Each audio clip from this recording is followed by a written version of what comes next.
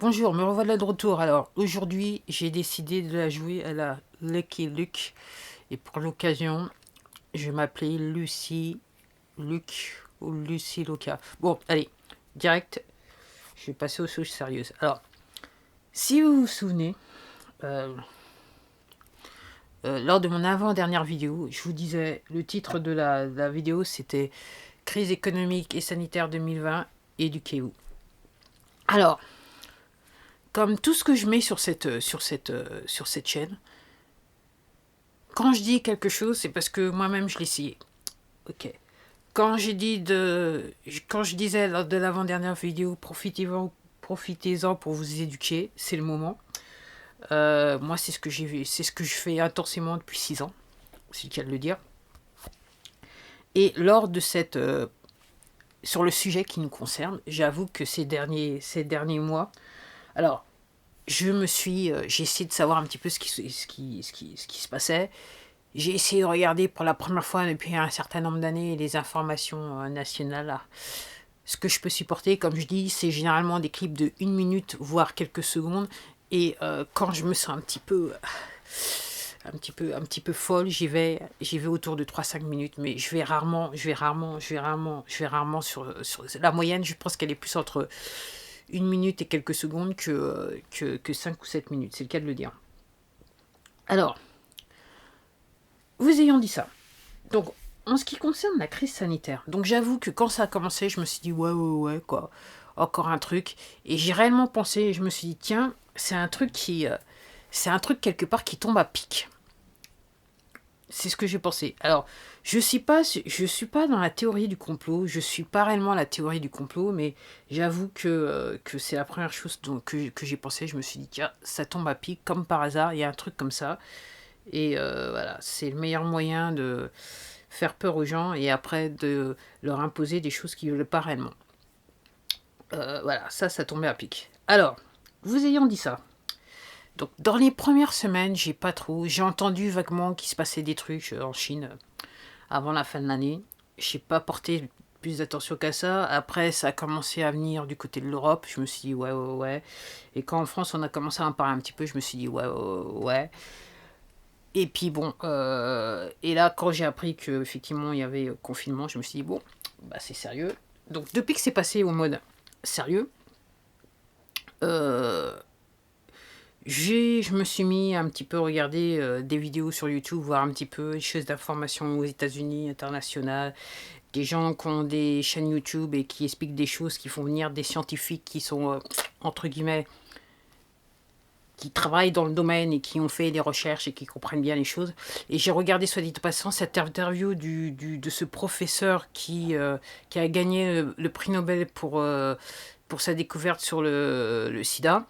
Je ne me rappelle plus son nom, mais je regardais son interview et effectivement, ce que dit le monsieur, je le comprends et c'est logique. Et donc, j'ai regardé toutes ces interviews. J'ai aussi regardé une interview qui a été supprimée de YouTube, David Icke, puis après qui est revenu et que voilà.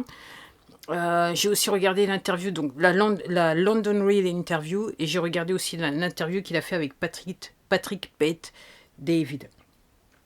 De bonnes personnes qui savent interviewer les gens. Ils savent, voilà. Donc, j'ai regardé d'autres choses sur YouTube.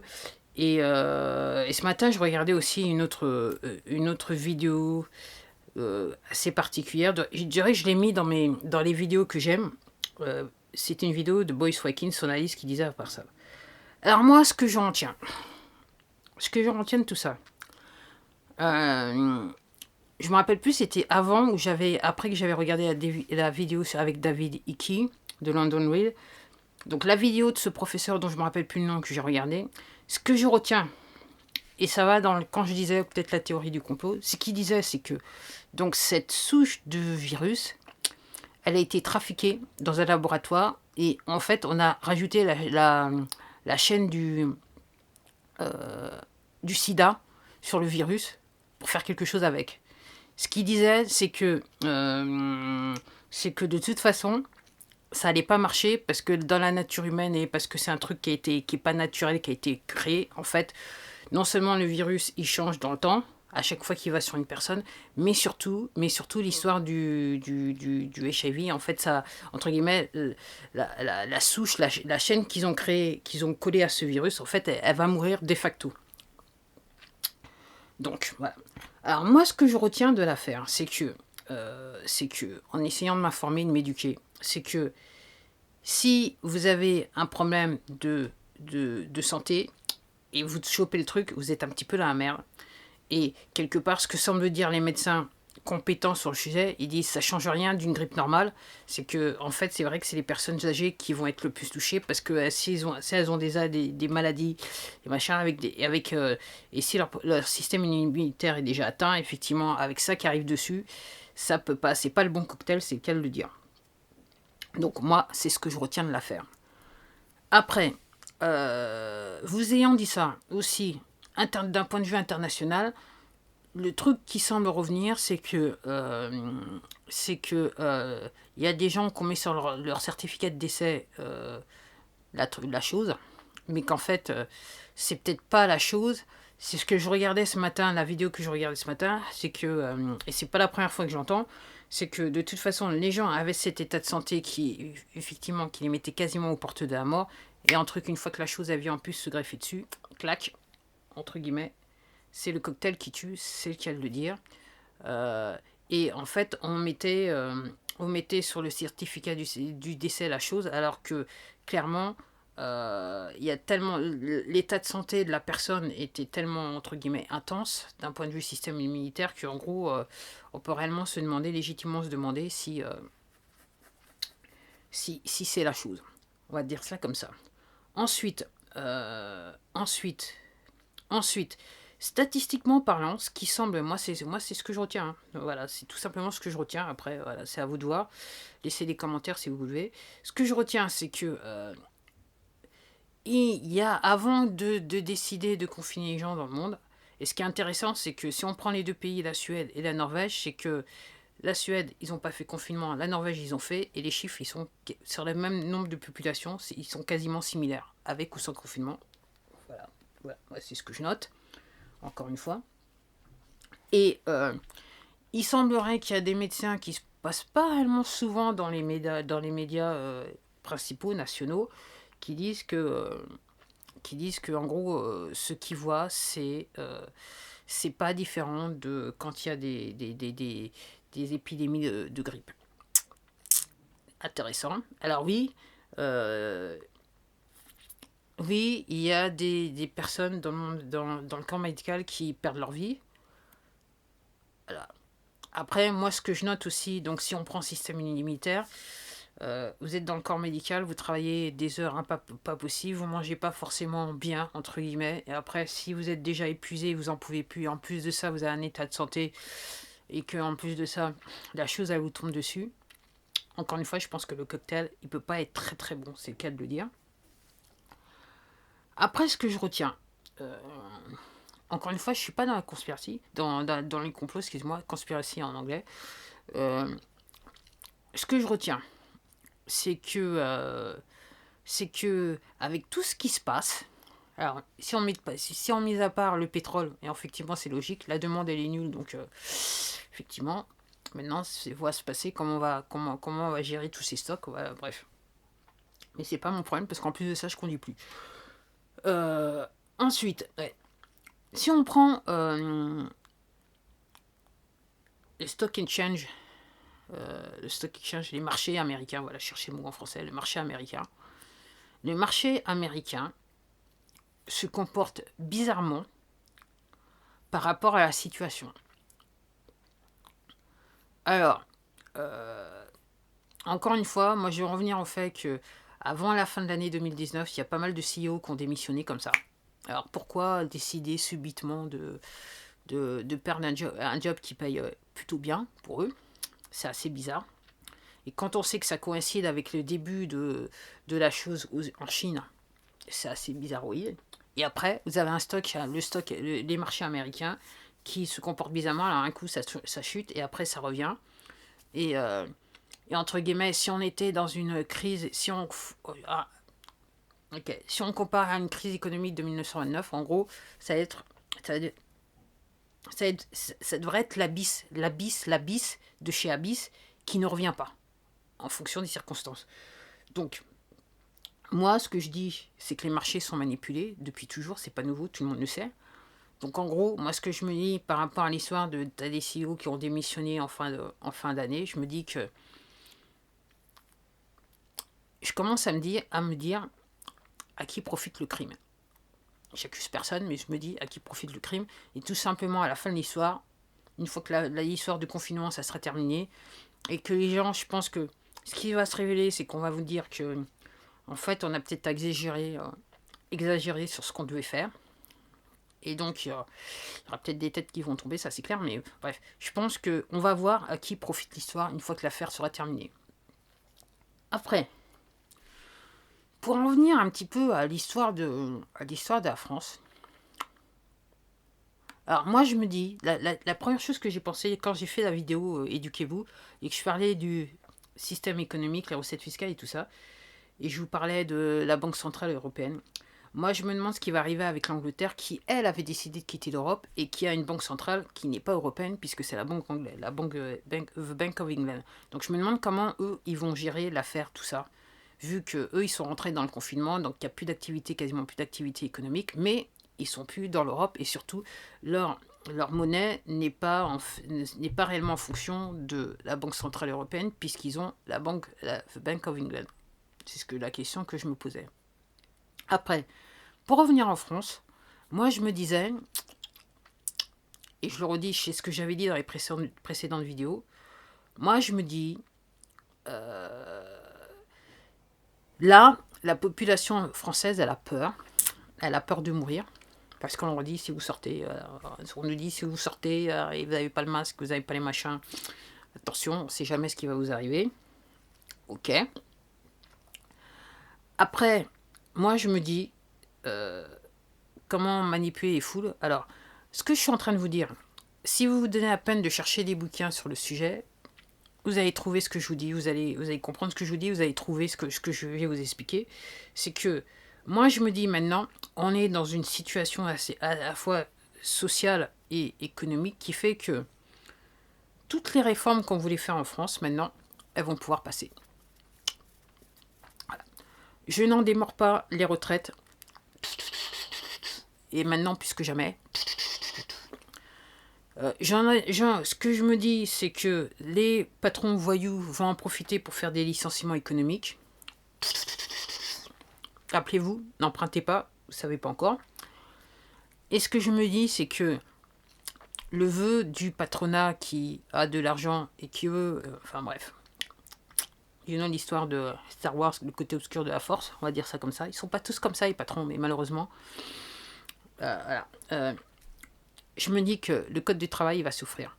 C'est là maintenant, on va rentrer après le confinement dans le bon moment pour dire que, ok, bon, le code du travail, alors déjà qu'on voulait réformer, déjà qu'on a changé pas mal dans les institutions représentatives du personnel, je pense qu'il y a des choses qui vont disparaître, qu'on va, entre guillemets, essayer de faire disparaître en coulisses du code du travail. Et donc, moi, je n'en démords pas les retraites. Je n'en démords pas les retraites. Après, ce qui serait intéressant, c'est la logique. Faudrait que, moi je dis, par rapport à ce que je dis, regardez ce qui s'est passé en Grèce. Retournez, regardez sur YouTube, vous verrez les vidéos, vous verrez les nouvelles du jour avec ce qui s'était passé en Grèce à l'époque. Ce que je me dis, c'est que des aides de l'État, ok, et d'un autre côté, parce qu'il ne faut pas oublier, ce qu'on n'oublie pas, c'est que c'est pas les plus riches qui payent pour faire fonctionner l'État. C'est les gens comme moi, qui gagnent 3 fois rien et qui sont imposés à tous les coins de rue, je dirais, au niveau des salaires, au niveau des achats, au niveau de tout. Il faut payer tout, quoi. Faut payer des achats. Parce que les gens les plus riches, effectivement, il y a des textes de loi qui leur permettent d'éviter d'avoir à payer beaucoup. Donc en gros, on va vous dire, mais on va nous dire, on coupe tout, mais vous allez devoir payer plus d'impôts. J'en suis sûr, c'est ce qui va arriver. Je ne doute pas qu'il y aura de l'inflation, parce que déjà, juste aller rechercher des fruits et des légumes, les prix augmentés, je ne sais pas si vous avez regardé. bien qu'il y a certaines chaînes de magasins qui font mieux que les autres, c'est le cas de le dire, plus responsables que les autres, mais après, une fois que l'affaire sera terminée, après, on va se demander où la responsabilité va aller. Et j'en démords pas, alors qu'aux États-Unis, vous avez les Américains qui touchent des chats d'échecs. Moi, j'ai pas encore entendu parler qu'en France, il y a des gens qui ont touché les chats. Ok. Alors, hein, vous allez me dire, ouais, il y a le processus administratif français qui est assez lourd. Ok, j'ai vécu à l'étranger, donc j'ai vu la différence. Donc oui, effectivement, il est assez lourd. Mais à ce jour, personne n'a rien touché en ce qui me concerne. Et je me dis que s'il y a des gens qui touchent, ça sera les gros poissons. Et les gros poissons qu'on n'a pas forcément besoin, puisque les gros poissons, généralement, il y a des comptes à l'étranger qui font que certains fonds n'apparaissent pas, qui deviennent plus imposables, qu'ils s'en vont à l'étranger. J'accuse personne, moi je dis juste l'affaire. Hein. C'est voilà, voilà, c'est comme ça que ça marche, le monde, c'est comme ça. Donc ouais, comme je dis, éduquez-vous. Moi je me dis qu'à la sortie de l'affaire, on va le payer. Je fais partie des gens qui pensent qu'on va le payer cher. Comme je dis, ouais, soi-disant les aides aux entreprises. Il ne faut pas oublier qu'en France, 90% des entreprises représentent des petites entreprises. Les gros poissons, c'est des gros poissons, mais c'est juste une petite... C'est une petite mare où il n'y a pas... Enfin, je sais pas, mais comparé à la grosse masse de personnes à la grosse masse des petites entreprises, c'est 3 fois rien. Et je me dis que ces aides à ces petites entreprises, elles n'arriveront pas, d'une, en temps et en heure, parce qu'en France, ça prend du temps. Et de deux, je me dis qu'il y a pas mal de entreprises qui vont faire faillite, des petites entreprises qui vont faire faillite. Donc ça va changer le paysage social de la France. Ça va être intéressant. Alors pendant ce temps-là, je ne doute pas que les banques, les laboratoires pharmaceutiques, entre autres, vont se faire... vont se faire de l'argent. Je me dis... Le statut de fonctionnaire, pour l'instant ça marche, bon, on n'est pas sorti de l'affaire, donc à mon avis il y aura l'opération dégraissage de toute façon. Et je me dis que même les fonctionnaires, toujours je fais référence à la Grèce, au niveau des salaires, et les avantages acquis que dans certaines professions on voulait enlever depuis longtemps qu'on n'y arrivait pas. Là, en ce qui me concerne, c'est le moment idéal pour... Ok. Après, c'est vrai, je suis pas une économiste. Je suis juste une citoyenne lambda qui s'intéresse aux choses, qui se pose des questions, qui a une connexion Internet, je sais pas pour combien de temps, parce que aussi, les opérateurs Internet, ils sont pas clairs dans toute l'affaire. Donc, en gros, il y en a qui vous cherchent le fait que vos paiements passent plus. Donc, en gros, ils vont se faire pas mal de blé. En plus de ça, s'ils en récupèrent de l'autre côté par rapport au gouvernement, ça va être intéressant l'affaire.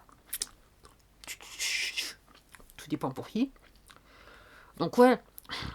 Je me dis que c'est intéressant. Alors, moi, je suis pas dans la théorie du complot, mais si je prends le paysage économique et politique international, je me dis que cette affaire, elle tombe à pic.